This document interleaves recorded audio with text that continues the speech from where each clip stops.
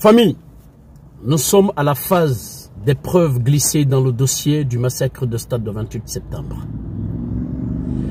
Après avoir visionné les vidéos glissées dans ce dossier, nous allons faire le décortiquage. Mes frères et sœurs, suivez-moi cette vidéo, elle est très importante. Suivez-la et je vous reviens s'il vous plaît. A tout de suite mes frères. À l'intérieur du stade, on avait dit que les hommes priaient pendant que les autres scandaient des slogans. Nous avons tous vu ici effectivement qu'il y avait des manifestants qui étaient en train de prier. Et que par la suite, on a jeté des gaz lacrymogènes. Nous avons vu une foule en débandade. Juste après l'entrée de M.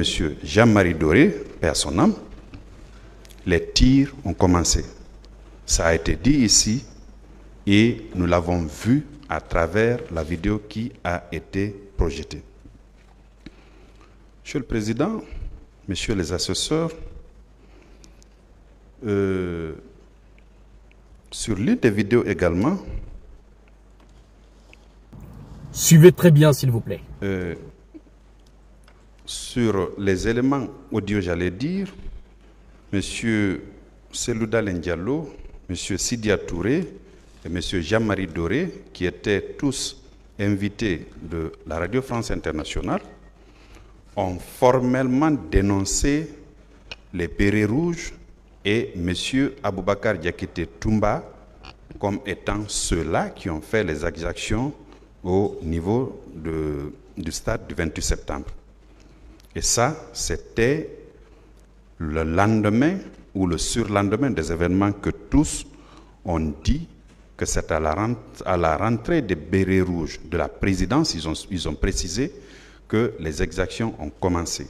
Et qu'à leur tête, il y avait l'aide de camp du président Moussa Dadis Camara, M. Aboubakar Diakité alias Toumba. Frères et sœurs, vous avez bien écouté la partie là. Je vais vous parler un tout petit peu de cela et je vous mets encore d'autres preuves.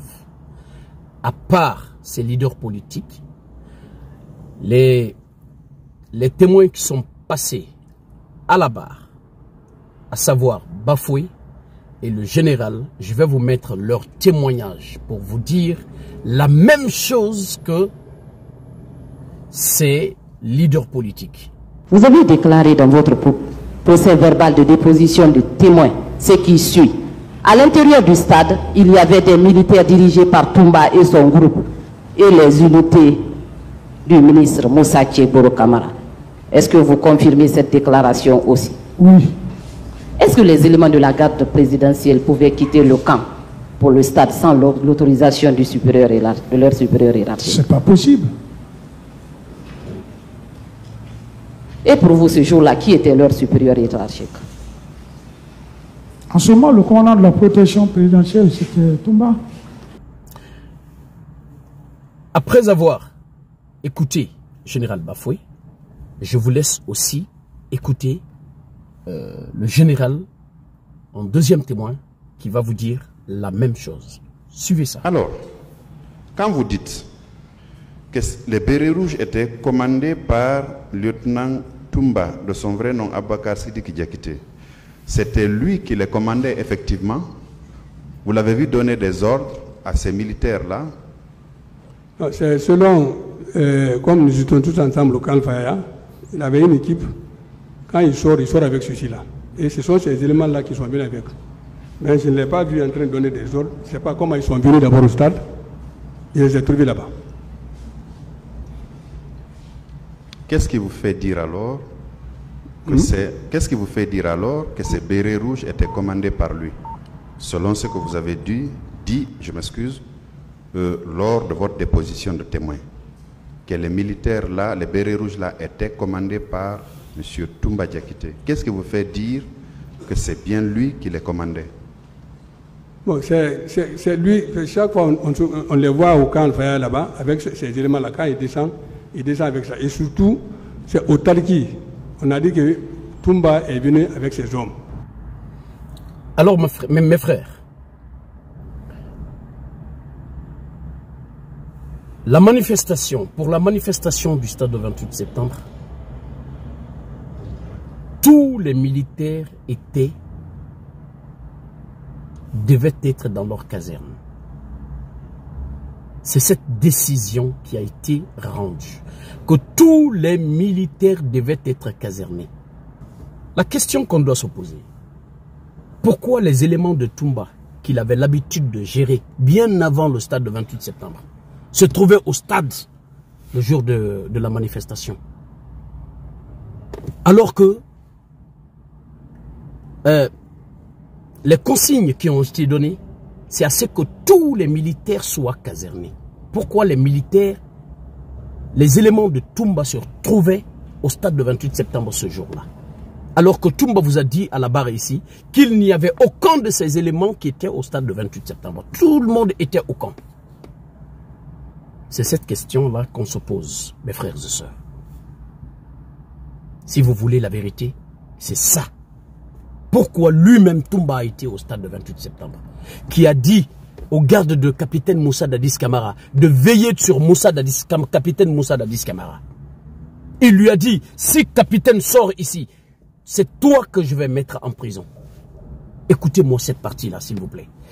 Après, je vous reviens. Salon. Le commandant de salon. Écoutez très bien. C'est moi qui suis le commandant de salon. Le 28. Le 28. J'étais au salon. Toumba est venu. Il est rentré dans le bureau du chef. Moi, j'étais au salon. Sous peu de temps. Nam.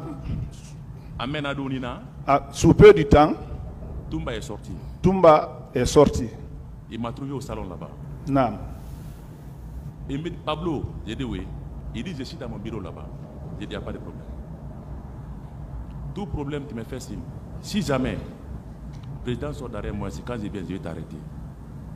J'ai dit, il n'y a pas de problème. Il est monté. Après avoir dit cela au garde du capitaine Moussa Dadis Camara, tu le laisses là. Après toi, tu vas au stade, tu dis par après, parce que quand il a été interviewé, quand il était au Sénégal, il avait dit que c'était capitaine Moussa Dadis Camara qui l'avait envoyé au stade. À la barre, il dit non, capitaine Moussa Dadis Camara ne m'a pas envoyé au stade, mais j'ai été chercher capitaine au stade parce que je ne le voyais pas à la maison. Alors qu'il a donné le conseil, il a oublié qu'il a donné le conseil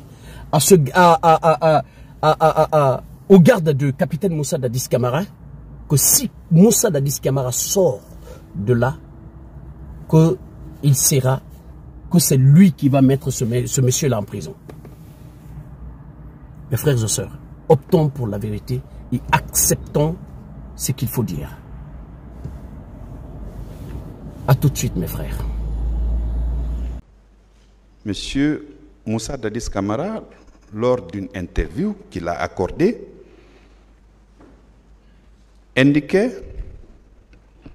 faisait un parallèle entre les exactions des forces de l'ordre et ce qui s'est passé en 2007.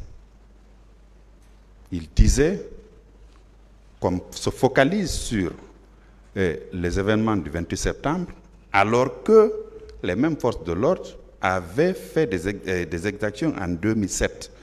Donc c'était une manière, encore une fois, de minimiser ce que les agents des forces de l'ordre ont fait et une manière de ne pas se désolidariser de ces différentes exactions. Monsieur le procureur, c'est pas comme ça que capitaine Moussa Dadis Camara a parlé. Suivez la façon dont capitaine Moussa Dadis Camara a parlé. Je vais vous mettre la partie là, vous allez écouter. Écoutez-moi ça. J'ai fait un communiqué demandant au président des Nations Unies de faire une enquête des événements de janvier-février 2007 passés, pendant que je n'étais pas au pouvoir. Ensuite, le 28 septembre, les événements. C'est-à-dire que la manifestation de lundi et les conditions de sa répression éventuelle vont faire l'objet d'une commission d'enquête que vous allez instituer? D'une commission d'enquête nationale et internationale. Est-ce que, si c'était pour minimiser ou pour protéger ces éléments, est-ce que capitaine Moussa Dadis Camara allait dire aux commissions nationales et internationales de venir en Guinée faire des enquêtes sur cette affaire? Il a dit de commencer en 2007 ce qui s'est passé et de faire aussi pour 2009. C'est lui qui a dit à la commission d'enquête nationale et internationale de venir en Guinée. C'est lui qui l'a accepté. Mais ça a été fait. Et il s'est tenu à ce que ce procès-là soit réalisé. Depuis combien de temps? Depuis le début qu'il était sorti de la Guinée pour le Maroc. Quand il s'est senti bien portant, il a demandé à ce que ce procès-là soit fait. Pourquoi Alpha Condé ne l'a pas fait depuis son temps? Pourquoi ce temps jusqu'à aujourd'hui, capitaine Moussa Dadis Camara s'est déplacé de lui-même pour venir? Et bon sang de Dieu, acceptons la vérité. Continuons. Il vous souviendra également que nous l'avons vu peu après les événements faire un bain de foule ici en ville, et sur l'une des vidéos où il parle de deuil national, et quelques jours après, parce qu'il avait pu comprendre, il avait josé la température pour comprendre que d'abord, il y avait la démission de certains membres de son gouvernement, ensuite la pression de la communauté internationale qui l'ont fait faire cette déclaration-là pour marquer une certaine compassion. Mes frères et sœurs, est-ce que capitaine Moussa Dadis Camara que vous connaissez à l'époque, est-ce qu'il a peur de quelqu'un? Est-ce qu'il avait peur de quelqu'un? Capitaine Moussa Dadis Camara n'a jamais eu peur de qui que ce soit. Vous savez, il parlait aux Occidentaux, il parlait à la France, il parlait à la communauté nationale et internationale. C'est comme si, c'est-à-dire, il était fier de lui. Capitaine Moussa Dadis Camara n'avait peur de personne. Aucune influence ne lui a poussé d'organiser, d'appeler, de dire, de venir inspecter sur ce qui s'est passé au stade de 28 septembre. Aucune influence. Mes frères et sœurs, capitaine Moussa Dadis Camara n'avait peur de personne. Même là jusqu'aujourd'hui, là, c'est quelqu'un qui n'a peur de personne. Monsieur le procureur, c'est pas par peur par la Cour pénale, de la Cour pénale internationale ou de la communauté nationale ou internationale qu'il a demandé de venir inspecter sur ce qui s'est passé au stade de 28 septembre en Guinée. Continuons. Monsieur le Président, il y a également sur un élément audio où on faisait état du rapport produit par le ministre de la Santé, M. Abdoulaye Cherif Diaby, ministre de la Santé au moment des faits, qui indiquait qu'au total, il y a eu 57 morts, 4 par balle perdue et 53 par bousculade. Cette déclaration a été reprise par M. Moussa Dadis Camara, l'un des accusés, qui a indiqué effectivement que parmi les morts, d'après le récit qu'on lui a fait, il y en avait 57. Donc 4 par balle perdue, je me demande ce qu'ils appellent balle perdue, et 53 qui étaient par des bousculades. Donc ces éléments-là, à nos yeux, sont de nature à minimiser non seulement les exactions qui s'y sont faites, mais aussi à dédouaner tant soit peu les agents des forces de l'ordre. Si c'est pour minimiser ou pour dédouaner, monsieur le procureur, écoutez très bien la façon dont capitaine Moussa Dadis Camara a parlé. Écoutez très bien ça, s'il vous plaît, et je vous reviens. Monsieur le Président, qu'en est-il, pour revenir à la manifestation de lundi, qu'en est-il du bilan définitive de cette manifestation. De sources indépendantes, on cite plus de 80 morts, certains font état de 100, 150, voire 200 victimes. Quels sont les chiffres auxquels vous avez accès? Selon les informations, parce que j'étais dans mon bureau, les informations et le rapport que j'ai eu de la part du ministre de la Santé et avec la participation de la Croix-Rouge, me l'a-t-on dit que le nombre de personnes qui sont mortes était dans l'ordre de 57, 53 par balle. Voilà, 53 par asphyxie et bousculade et 4 par balle perdue. Voilà, 4 par balle perdue, 53 par bousculade. C'est ce qu'on m'a dit. Mais la confirmation, vous êtes sur le terrain, vous irez et vous allez voir effectivement la véracité des faits. Mes frères, est-ce que capitaine Moussa Dadis Camara doit parler encore plus que ça? Est-ce qu'un chef d'État ou capitaine Moussa Dadis Camara doit parler plus que ça? Mes frères et sœurs, soyons véridiques. Il a dit que ce qui lui a été rapporté, lui, il n'était pas sur le terrain. Il ne faisait pas partir de l'enquête nationale et internationale. Il ne faisait pas partir des médecins, il n'est pas médecin. Il est président, un chef d'État, président de la République. Ce n'est pas lui qui devait faire ces choses-là. Il était dans son bureau à attendre pour que ce rapport-là soit et lui soit transmis.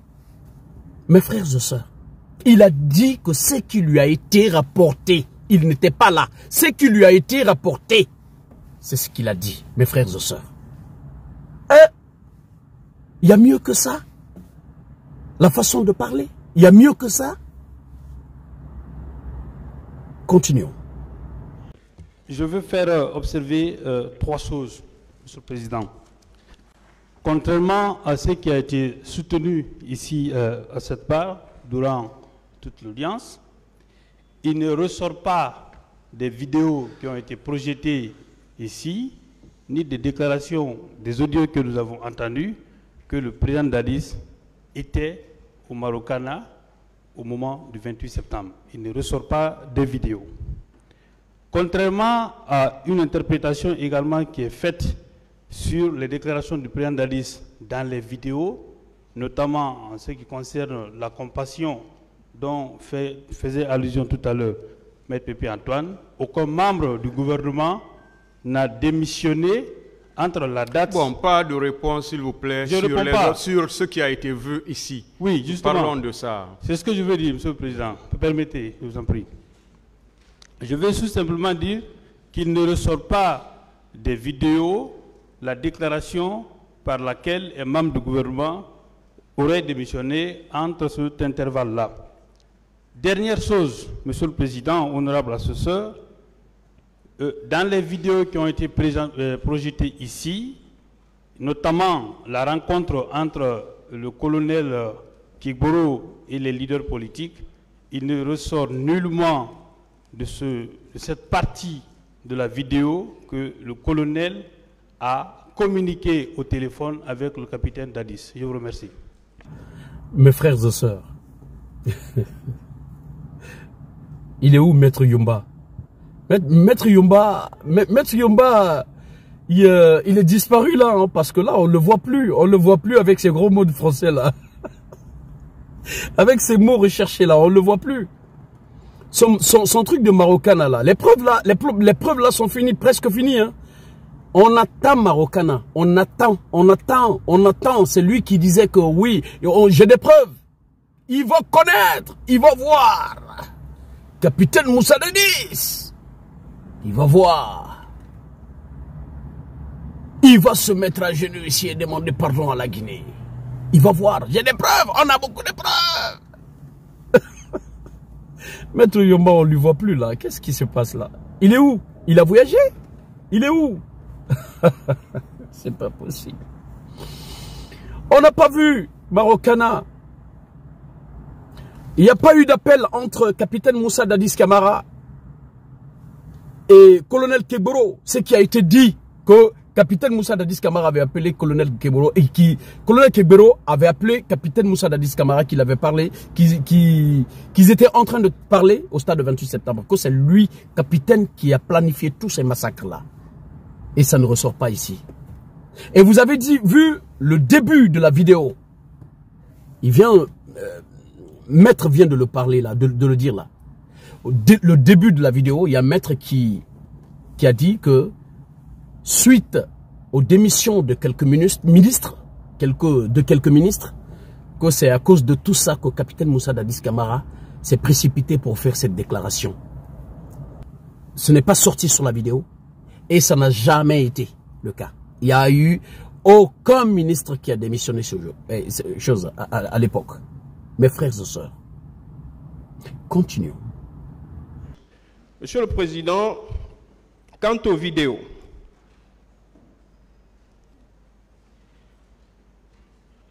certaines vidéos, Monsieur le Président, sont de très mauvaise qualité, il faut le dire, parce qu'on ne peut même pas identifier les personnes sur certaines vidéos.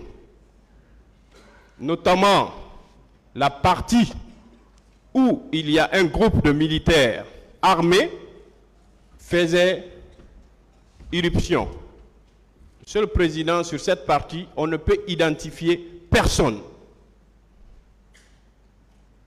Mieux que cela, Monsieur le Président, dans le box... Décoiffez-vous, messieurs. Dans le box des accusés ici, dans cette salle, nous n'avons vu aucun des accusés sur toutes les vidéos qui ont été projetées dans cette salle avec une arme ou avec un gourdin ou avec quoi que ce soit en train de commettre une infraction. Les infractions en tout cas qui sont poursuivies devant votre auguste juridiction. Mieux, Monsieur le Président, honorables assesseurs,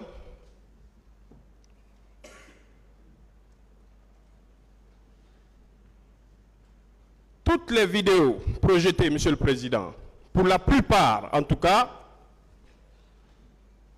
sont issues de montages. Ce sont des montages. Ce sont donc des personnes qui préparent des contenus numériques qui ont monté ces vidéos, Monsieur le Président. À partir du moment où ces vidéos ont été manipulées, il y a même des sous-titres pour certaines vidéos. Nous ne pouvons pas, à notre avis, considérer ces vidéos comme des scellés, comme des preuves. C'est impossible. Frères et sœurs,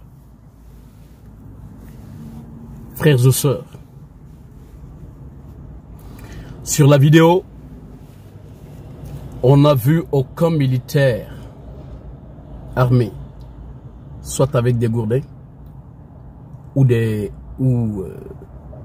armes à feu. Mes frères et sœurs,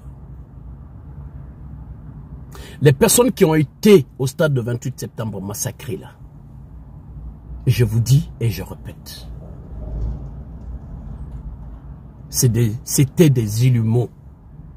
Si vous vous rappelez, il y avait un recrue de Kalea qui avait décidé de venir témoigner sur ma page. J'ai fait un direct. Je vais encore revenir sur cette vidéo-là. Je l'avais faite sur ma page. Sur ma page en live, j'étais avec ce recrue-là. Il a dit que comme un élément de Kalea n'était sorti ce jour-là pour aller au stade de 28 septembre. Ce jour-là, le jour du 28 septembre, aucun élément, je vous dis bien, aucun élément n'est sorti ce jour-là de Kalea pour Conakry.